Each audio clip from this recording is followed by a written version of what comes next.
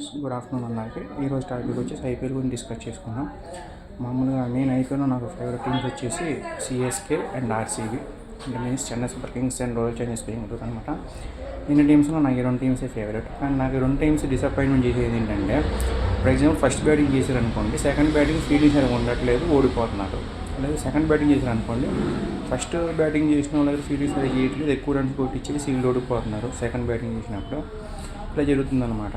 చెన్నై తీసుకుంటే my favourite first team 3 మ్యాచ్లు ఆడితే ఒక మ్యాచే గెలిచింది, 2 మ్యాచ్లు ఓడిపోయింది. ఒక మ్యాచ్ కూడా ఇది లక్ అని చెప్పాలి. జడేజా ఆల్రౌండ్ పర్ఫార్మెన్స్ కావచ్చు, నన్నీ గారు కావచ్చు, గెలిచిందని చెప్పుకోవచ్చు. 2 మ్యాచ్లు అయితే డబ్బా, అసలు గెలిచే మ్యాచ్ కూడా ఓడిపోయింది. ఫీల్డింగ్ వరస్ట్ అసలు చెప్పాలంటే, బౌలింగ్ ఇంకా వరస్ట్. అర్ధరాజు గైక్వాడ్, ధోని ఏదో పర్ల తప్పించి మిగతా వాళ్ళంతా టఫ్ అయిపోయారు అనమాట. ఇంకా ఆర్సీబీ కూడా అంతే. మామూలుగా 3 మ్యాచ్లు ఆడితే 2 గెలిచింది, 1 ఓడిపోయింది. రీసెంట్గా ఓడిపోయింది. రీసెంట్ మ్యాచ్ గెలిచిన మ్యాచ్ అది కావాలని తప్ప ఫీల్డింగ్ చేసి 2 మ్యాచ్లు గెలిచింది కాబట్టి ఓడిపోవాలని ఓడిపోయినట్టున్నది.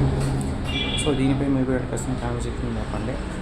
మై ఫేవరెట్ 2 టీమ్స్ అనవసరంగా అసలు గెలిచే మ్యాచ్ కూడా ఓడిపోతున్నాయి. మరి ఇది మ్యాచ్ ఫిక్సింగా, లేకపోతే కావాలని ఓడిపోతున్నారా, లేకపోతే ఇంకేమన్నా ఖచ్చితంగా కామెంట్ సెక్షన్లో చెప్పండి. నాకైతే సగం మ్యాచ్ ఫిక్సింగ్ అనిపిస్తుంది, సగం కావాలని ఓడిపోతున్నారు అనిపిస్తుంది. అండ్ ఇంకా అనాలిసిస్ ఏంటంటే, ఇప్పుడు వీళ్ళు మ్యాచ్లు ఏదైతే ఆడతారో దాంట్లో సగం ఓడిపోతున్నారు. గెలిచే మ్యాచ్లు కంటే ఓడిపోయే మ్యాచ్లు ఎక్కువ ఉంటున్నాయి. ఆర్సీబీ పర్లేదు, నువ్వు చెన్నై అయితే మరీ దారుణం అనమాట ఈ మధ్య. మీరేమంటున్నారు ఖచ్చితంగా కామెంట్ సెక్షన్లో చెప్పండి.